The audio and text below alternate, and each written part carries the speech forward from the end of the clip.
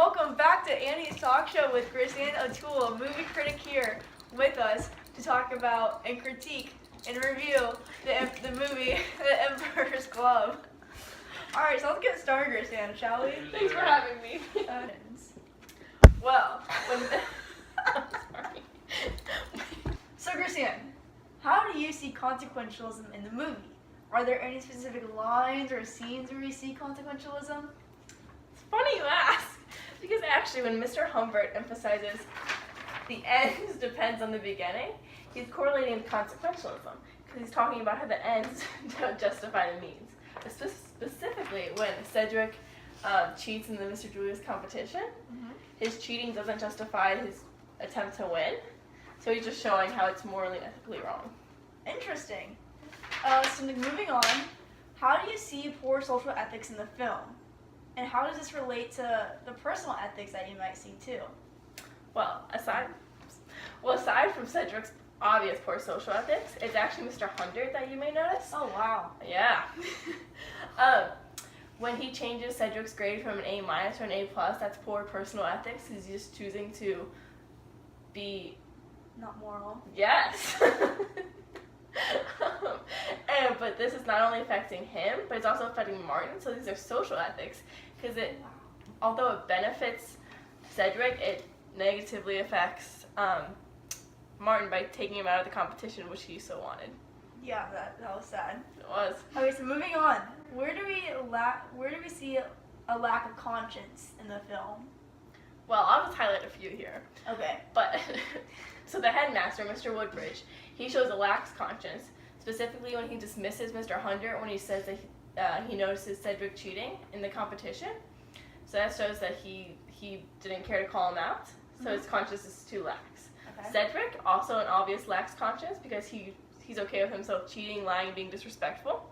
Mr. Hundert, on the other hand, he seems to have a more scrupulous conscience because it really bothers him when he sees Cedric's lying and cheating. Yeah.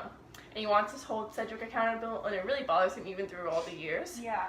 Martin, though, he shows a healthy conscience, especially when you see him in the room when Cedric is showing the boys inappropriate magazines. He decides to leave the room, showing his good conscience. Good. That makes sense. Okay, so I have a quote here. So it says, this is by Mr. Hundert. It is a teacher's burden always to hope that with learning a boy's character might be changed, and so the destiny of a man. Please, this quote by Mr. Hundert himself shows. Well, it's trying to show how Mr. Hundert is going to be Cedric's moral guide. He wants to better him as a person. He sees where he's coming from and that he doesn't have a great background, and he wants to edify Cedric, so make him better. And he will be his moral guide for this. Interesting.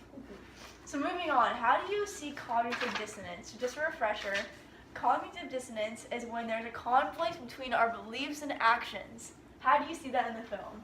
Wow, great point. So during the baseball scene, although it's a more humorous scene, you may notice that Mr. Hundert and the boys, they break the headmaster's windshield. And although this is funny in the moment, they all decide to run away and they don't take the blame on themselves. And even though they have a moral obligation to live up to the blame, they hide, and it consequently puts the blame on an innocent boy walking by. Yeah. So they didn't have the morals to own up to them. Interesting thought. So how do you see invincible ignorance in the film? So the scene is quite often overlooked, but if you pay attention, and the 25 years later, when they're in the bathroom, Cedric is talking to Mr. Hundert, and Mr. Hundert approaches Cedric and confronts him about the cheating. And he had no intention to tell his son, who was also in the bathroom. Mr. Hundert didn't intend to. No, Mr. Hundert did not. Okay. So Cedric's son was in the bathroom. Mr. Hundert had no idea. Neither of them had an idea. But consequently, Mr. Hundert, that kind of severed the relationship between Cedric and his son. But Mr. Hundert had no intention of. He didn't want to embarrass him, so he did do it in solidarity. But he did not realize his son wasn't there. Interesting. So that was, sorry, let me emphasize. That was invincible ignorance. Okay, cool. Thanks for emphasizing. So final question, how do you see the formula for character in Cedric? Now just to reiterate, just to emphasize. Thank you. The character, or the formula of a character is thoughts become your words, words become your actions, actions become your habits, and your habits become your character. So how do you see this in relation to Sedgwick?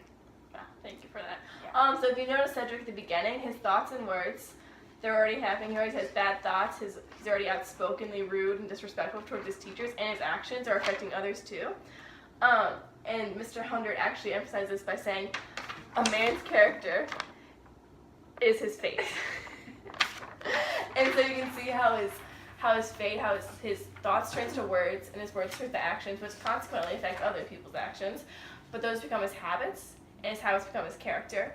And since he's already turned those into his character, even though Mr. Hundred tries to change it, it's already become his fate because he's so indulged into this bad moral ethics. Even 25 years later. Mm-hmm. You can see that, although you really hoped he wouldn't, but he did. Yeah, because his character was so embedded in him that it just became his fate. Interesting. Mm-hmm. Okay, well, thank you so much. That's all I have for you today. Thank you so much for coming. Thank you for listening. Welcome.